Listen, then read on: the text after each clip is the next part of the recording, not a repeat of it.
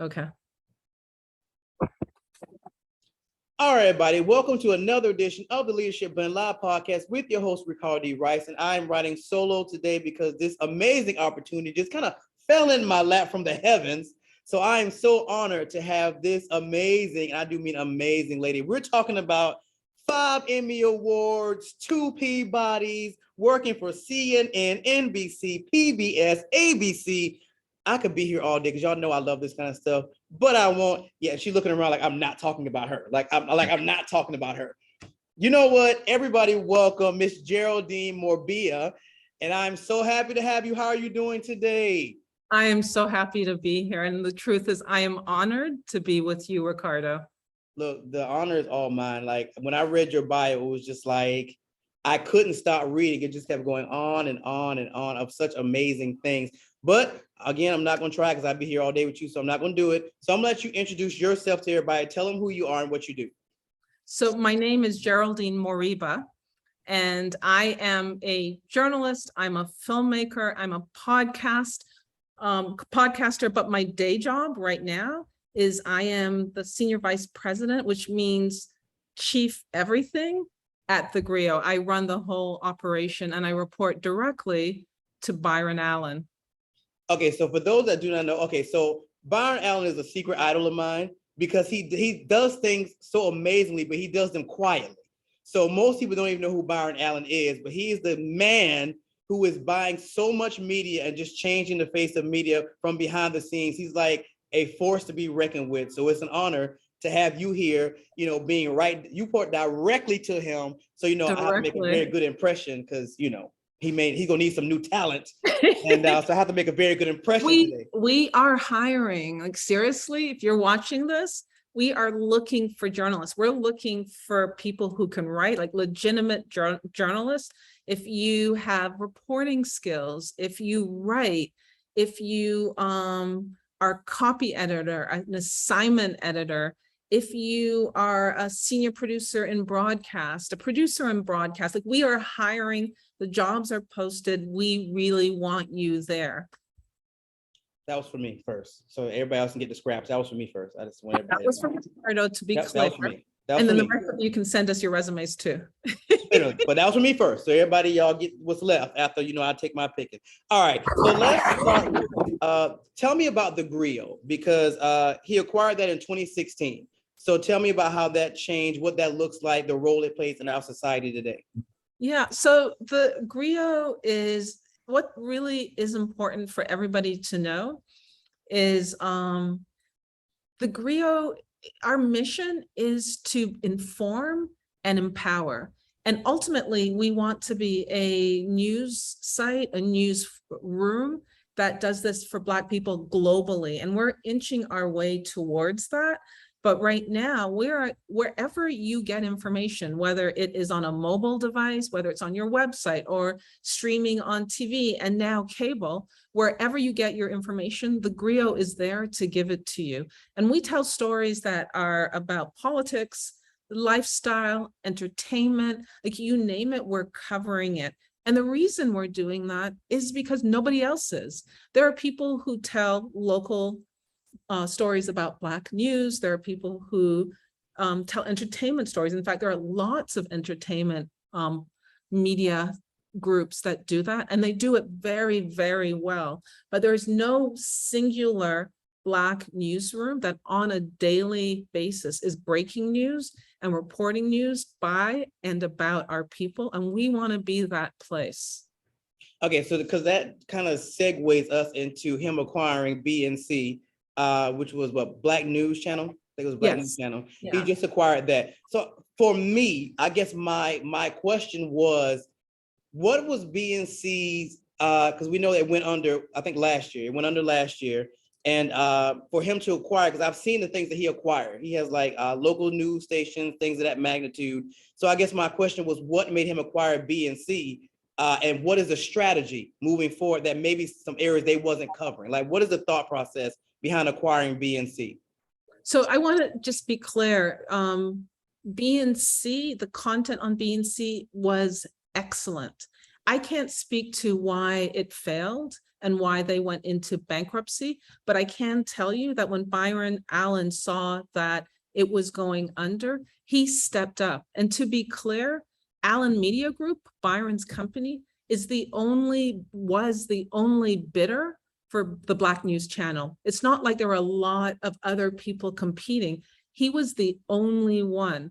If Byron didn't step up and make that offer and he paid $11 million, there would be no Black cable station that will have news, right? So he bought it. And right now what we're doing is putting content on it that we've already got on our streaming platforms, and we're rapidly building news programs. So now that we have this cable outlet, we're building news shows that will be on every day to inform and empower. Those shows don't exist yet, but they're coming because Byron basically bought the BNC network out of bankruptcy. He saved it. Mm-hmm. That he really did. But as of Monday of this week, August 1st, BNC became the Grio, and it is now the Grio. Oh. Okay, so the Grio had its own TV network as well, correct? So we already had OTT and OTA streaming platforms. We already had a mobile app. Now we have a cable network, and that didn't exist before. Okay. All right. So the concept with BNC moving forward, what will that look like? Is it just solely going to be news stuff, or is he going to spin it off to have other things on it, or is it just going to be kind of a continuation of what it was before it went under? It'll be like a cable network. It'll have parts of the day where it's news. It'll have parts of the day where it's movies. It'll have daytime programming. So it's going to have a variety of content to appeal to the demographics that we think are watching at different times of the day. So there'll be comedy, there'll be news, there'll be court shows, and there'll be movies. So there'll be more variety on the channel itself. Okay, that makes sense. All right, so let's move into the Griot Black Podcast Network. Yes. So tell me about that. So we are also launching, because remember, the idea for the Griot is to reach Black consumers or anybody who cares about Black culture everywhere they consume information. All the data right now related to podcasts show that Black people over-index on podcasts. That's not surprising. We are always early adopters when it comes to technology, and that happened with podcasts. So we are listening to podcasts at a rate that's higher than our population, just relatively speaking. So as a result, it seems that if we're trying to give information to the Black community, then we also need to be in the space where they're consuming it everywhere, and that includes podcasts. So about 2 months ago, we launched the Griot's Black Podcast Network. And right now, every 2 weeks, we're releasing a new podcast. And we have that lined up all the way through the rest of this year. And then by the end of this year, in the fourth quarter of the year, we're also going to start aggregating existing Black podcasts. So it's a distribution opportunity for all the Black podcasts that are out there. So we're going to go from our original content to our original content plus everybody else's, and just grow exponentially across next year. To give you a sense of the podcast that we have right now, there's one that will come out in a couple of weeks. It's called Writing Black, and it's hosted by Maisha Kai, and it's about books that we write. It'll be with the writers, with literary agents, and it's a really excellent podcast. We also have a podcast called The Griot Daily with Michael Harriot, who everybody knows is the king of Twitter, Black Twitter. So if you know Michael Harriot from Black Twitter and read his threads, you will know that the smart brother is now the host of a podcast that comes out every morning. So before you get out into the world, you should listen to his podcast. It goes from 5 to 10 minutes long, and it's just his thought for the day. And what he does so well is unpack our history and unpack the events of today in context, so you understand. You might hear a headline that says one thing, but what it really means is something else. And that's what he does every single day. We have a podcast called Dear Culture, And Dare Culture is hosted by Panama Jackson. And that one is just as it sounds. It's the debates that we have at home, like who's better, Janet or Michael? Yep. I don't know what your opinion is. I have one, but let me tell you, that episode, people were up in arms. Like if you were in one camp, you say, that's the only answer. And if you're in the other, like, no, that's the only answer. I secretly want to know your answer, but I won't put you on the spot. If you want to answer that, I kind of want to know, where you fall on that. You want to I'll tell share. you if you tell me. Okay, fine. I'll tell you. So you go first because you brought it up. So you go first. So once upon a time, I would have said Michael. Like, absolutely, I would have said Michael. Today, I say Janet. You compare them and you know their songs and their albums. Today, I think it's Janet. I honestly have always been Team Janet. I like Michael, but if you go through my media player, if you're going to find any Jackson, you're probably going to find a lot of Janet. You actually might find Reby in there too, because I kind of, the Faithfully song, I kind of like that one. Right? People forget about Reby. I actually like that song. Like it was a nice little song that came out in the 90s, but yeah, I've always been a Janet fan. I like Michael, he cool, but nah, Janet is going to be my girl. Yeah, all right, so let me ask you this. So when we talk about creating Black content, yes, are there pillars that you guys start with? Like these are the subjects that we know are near and dear to African Americans or people of color? Yeah, so we have a daily editorial meeting every morning, and we go through the content of the day and we talk about immediately what's happening right now and then what we expect to happen by the end of the week, and we plan ahead. And what I will say to you, having been in this business a little while, and I've sat in daily newsrooms at CNN, NBC, like across the industry, there is nothing like being a Black person in a Black newsroom. I enter this room and I sit at this table, this virtual table that we have now, and I'm pitching ideas and listening to ideas, and nobody is saying to me, no, I don't really think our audience is interested in that. Nobody is saying to me, is that really a story? No, but like none of that happens. And there's no hesitation in our newsroom for people to pitch ideas.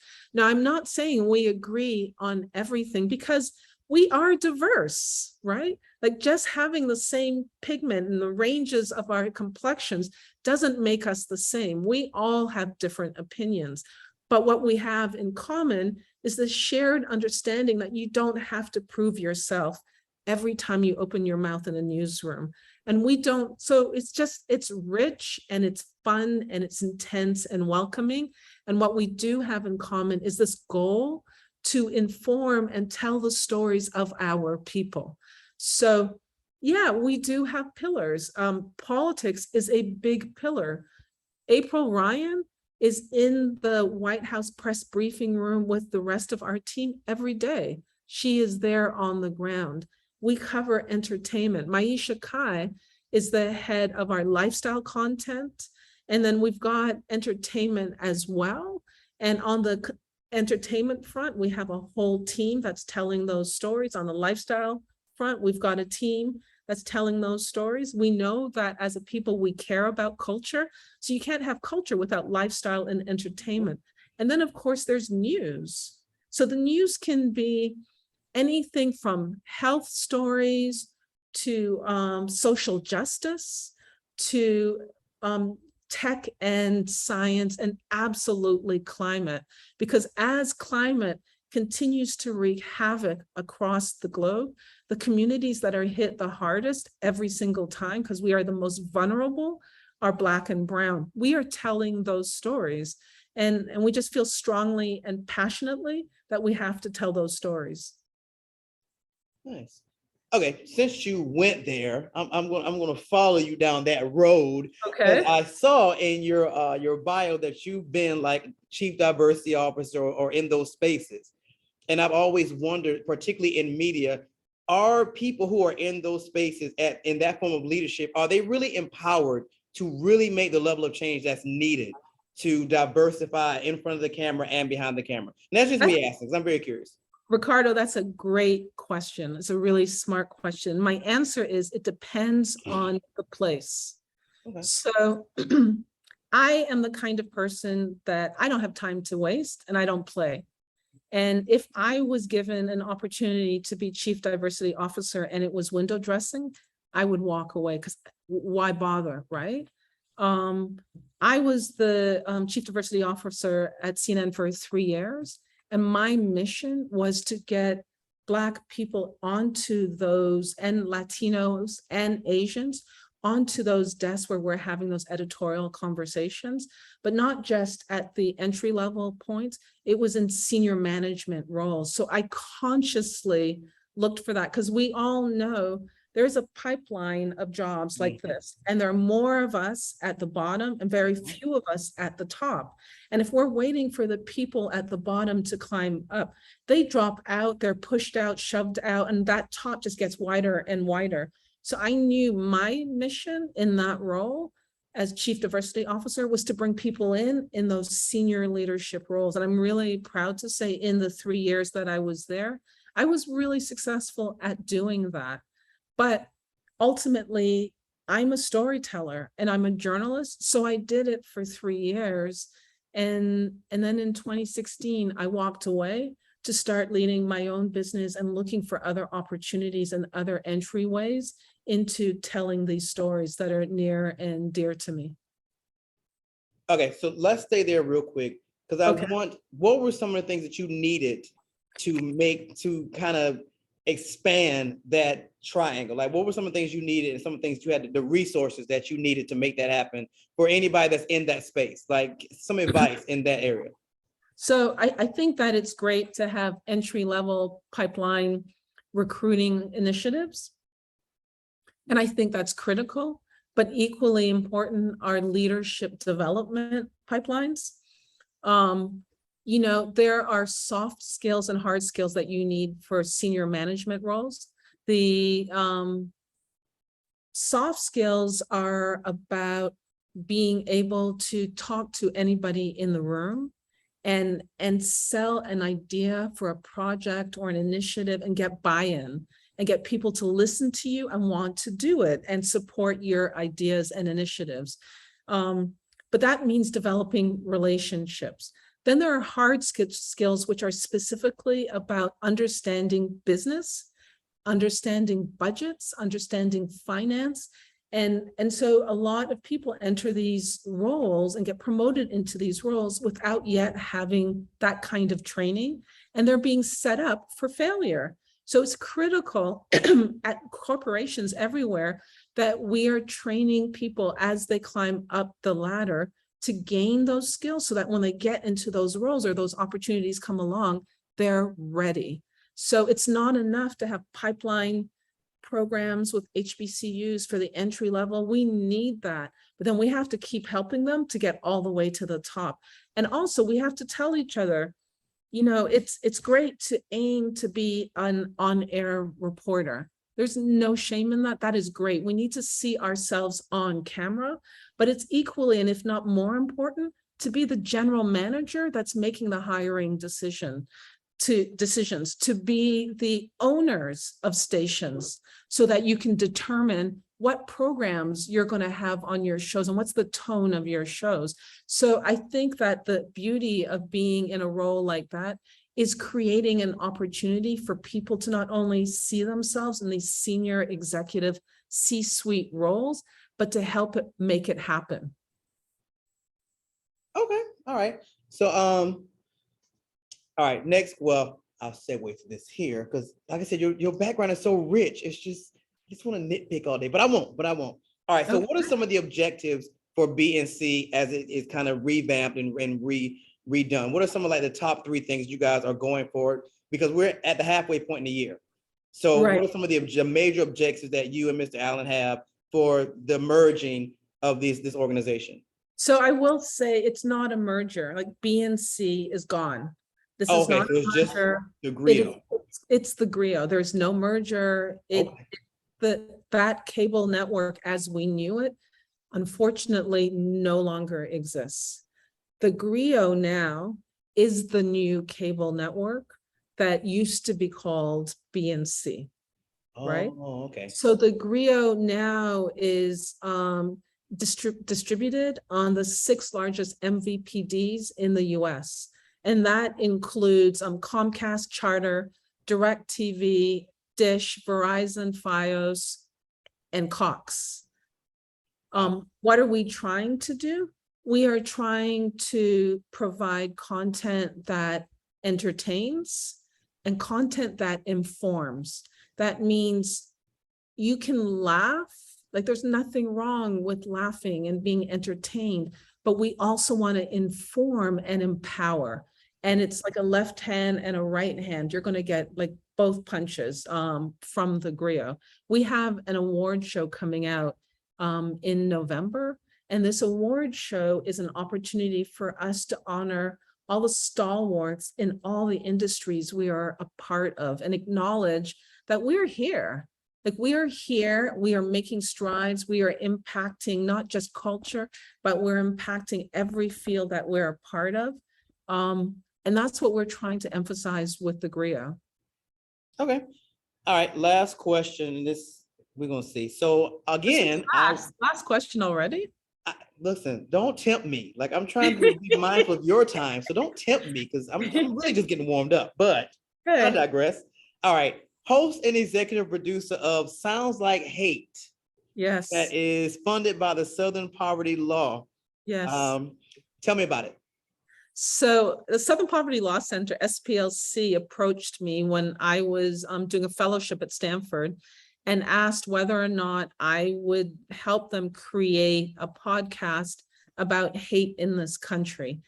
And they were going to fund the whole thing and like hands off, like it was up to me to create it.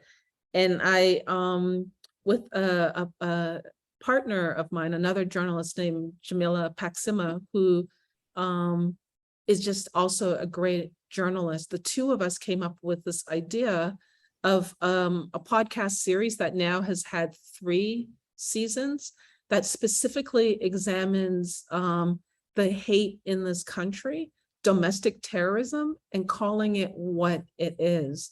And the idea was to pull off the veil and not act like we're so surprised that this is happening in the country, right? So prior to January 6th, if you listen to our podcast, you will hear that everything that happened and took place on January 6th was right there out in the open and available for everyone to find and see. So for instance, in season 1 of the podcast, one episode was about white women and how white women have always been a part of white supremacy. You know, we talk about men and we look at men, but those men are not doing it alone. There are women writing their flyers on their websites, writing the information on the websites, in the chat rooms. They are feeding these men, having babies with these men, and teaching their children the same racist ideology. So we had an episode that was about white women who hate, but then we went beyond that and we had these audio recordings by a secret white supremacist neo-Nazi organization where they were recruiting. So it was hundreds of hours of recruiting tapes when they think they're speaking to like-minded people. And basically what happened was a whistleblower provided all those hours of audio tapes, and we took those recordings and analyzed it with machine learning to figure out what were the patterns of their speech. How did they speak to each other when they were with like-minded individuals? What were they predicting? What were they trying to accomplish? And everything that came out in January 6th were in those recordings. Now, those recordings were secret and we got it and we revealed it to anybody who wants to listen. It's all out there, but also it wasn't one group and they weren't hiding. Like this group was on every platform you can think of, openly discussing their ideas. And so they create these cells across the country and actually across the world where they share information, they share it on social media, people trade these manifestos. And then when January 6th happened, we say this was like a small group of people, that they're extremists. This is not the norm, but in reality, this is much more commonplace than we admit. And yeah, there are multiple ways to hate. The podcast looks at people who are open about their hate, and it was an opportunity to help put a spotlight on these difficult conversations that we're not having. Like, I need to go listen to all seasons now. That sounds very, because I feel like. Well, can I say one more thing? Sure.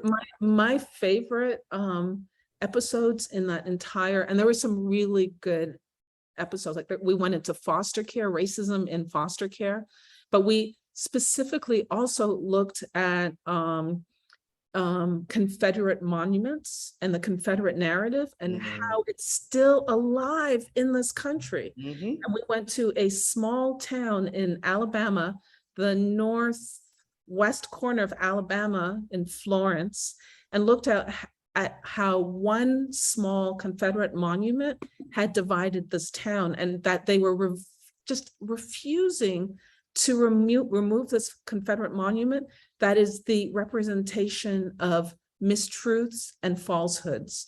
Like, remember, the Confederates lost the war. They didn't win, they lost the war. And the fact that we still have celebrations of their loss all over the country speaks to how misinformed we are, and the fact that we're perpetuating lies. And that's what those episodes of that season were all about. And I will say, at the Grio, where I am now, to bring it back home, we are telling those stories too. Like, we are telling those stories every day. We are talking about how to empower and get stronger and create businesses for yourself, support your schools, how to register voters, but we're also trying to expose hate and call it what it is. When it is domestic terrorism at the Griot, we call it domestic terrorism. Wow. All right, that's I feel like I need to go listen to everything now, because sounds pretty amazing. All right, so again, I'm not going to try your time. Last thing, promise.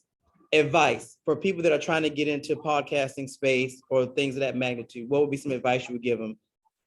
So first, I want to say, listen to our podcasts. You can download them and listen to them on our mobile app. And the mobile app is available whether you have iOS, or like whether you've got a Mac or Apple phone or an Android. You can find our podcast. You can go to our website, thegrio.com, and find the podcast there as well. But if you want to be a podcast creator, what I would say is there are hundreds of thousands, maybe millions of podcasts on the market now. It is a very crowded space.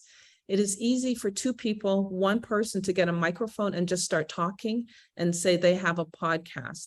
And what you'll find is this crowded space has tons and tons and tons and tons of content that nobody's listening to, right? If you want people to listen to your podcast, then you have to do more than that. You have to provide content that is engaging and informative, or entertaining or funny, but there has to be something about your podcast that makes it stand out, so that it's more than just talk. All right, any final thoughts before we wrap up? Yeah, the last thing I think that I would say about the Grio and what makes it really special is, like, the reality is, as I said before, there is no single way to be Black. And we are embracing that at the Grio. We are as interested in Black culture that's framed and packaged as people who love hip hop. But there are also people who love Afro punk, like Black punk music. There are people who love Afrobeats, which is an entirely new, exciting genre of music. And just as we have different musical tastes, in terms of our interests, we're varied as well. April Ryan teases me and says, Geraldine, you're a different bird, right? We all are. Like, if we really come down to it and we talk to each other openly, we all are. But what I really believe the Griot is successful at doing is showing also how we're the same and how many of our goals and our values are the same. And I'm really proud to be leading this team and to be bringing it to a larger global audience today. All right. So like I said, I could go for another hour, but I won't. Special thanks to our very special guest today, Miss Geraldine Morbia. Thank you so much for doing this interview. Thank you, Ricardo. Thank you. And we're gonna log out, but you hang on for just a quick second, and we will see you guys same time, same place on the Leadership Blend Live podcast with your host, Ricardo D. Rice. Rice to the W.